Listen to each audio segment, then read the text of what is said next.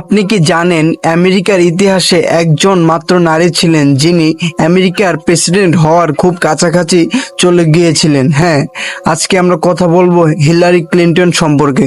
চলুন আমরা জেনে আসি হিলারি ক্লিন্টন সম্পর্কে কিছু অজানা তথ্য। হিলারি ক্লিন্টন 1947 সালে যুক্তরাষ্ট্রের ইলিনয় রাজ্যে জন্মগ্রহণ করেন। তিনি ছোটবেলা থেকে খুবই চঞ্চল এবং মেধাবী ছিল। তার পড়ালেখা শুরু হয় আমেরিকার একটি সিটি যার নাম হলো ইয়েল ইউনিভার্সিটি। সেখানে তিনি আইন বিষয়ে পড়াশোনা করেন এবং তিনি খুবই ভালো স্টুডেন্ট ছিলেন। পরবর্তীতে তিনি বিয়ে করেন 1975 সালে বিল ক্লিন্টনকে, যিনি এক পর্যায়ে আমেরিকার প্রেসিডেন্ট হন। তিনি আমেরিকার ফার্স্ট লেডি ছিলেন না, ছিলেন সমাজকর্মী, আইনজীবী এবং নারীদের নিয়ে কাজ করা সংগ্রামী একজন মেয়ে। আসলে তার মতো ব্যক্তিত্ব খুবই কমই আছে পৃথিবীতে। দিকে 2009 সাল থেকে 2013 সাল পর্যন্ত তিনি মার্কিন যুক্তরাষ্ট্রের পররাষ্ট্রমন্ত্রী ছিলেন। পর্যায়ে 2016 সালে ডেমোক্রেটিক পার্টির প্রার্থী হিসেবে তিনি আমেরিকার প্রেসিডেন্ট নির্বাচনে অংশ নেন। এটি একটি ইতিহাসজয়ী ঘটনা।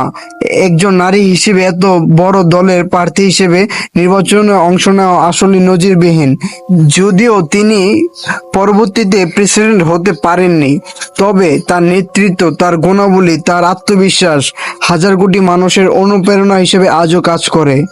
পরবর্তীতে তিনি আমাদের মাঝে এমন কিছু পরামর্শ এবং কাজ দিয়েছে যা থেকে বিশ্ববাসী অনেক কিছু শিখবে এবং যা পরবর্তীতে আমাদের অনেক উপকারে আসবে। আসলে আমরা অনেকে নারীদের পিছিয়ে রাখি, কিন্তু নারীদের গুণাবলী আসলে অনেক ভালো, যার ফলে পৃথিবীতে আজ অনেক কাজ রয়েছে যা নারীদের দ্বারা সম্ভব হয়েছে। ফলে নারীদের আমরা কোন দিক দিয়ে পিছিয়ে না রেখে তাদের এগিয়ে যেতে আমরা সাহায্য করব। হিলারি আমাদের শিখিয়েছে নারী হলেই সীমাবদ্ধ নয়, নারী হয়েও আমেরিকার এত বড় পর্যায়ে কাজ করা যায় এবং সামনে থেকে নেতৃত্ব দেওয়া যায়। এটা আমরা হিলারি থেকে শিখি। আসলে তার মতো গুণাবলীর লোক পৃথিবীতে খুব কম আছে। আপনারা যদি এরকম আরো নতুন নতুন ভিডিও পেতে চান, অবশ্যই পেজটিকে ফলো করবেন। আমি সবসময় এই ধরনের ভিডিও এখানে আপলোড করে থাকি।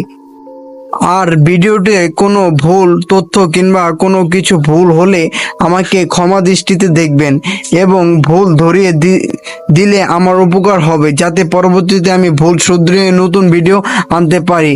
আসসালামু আলাইকুম সবাইকে শুভকামনা।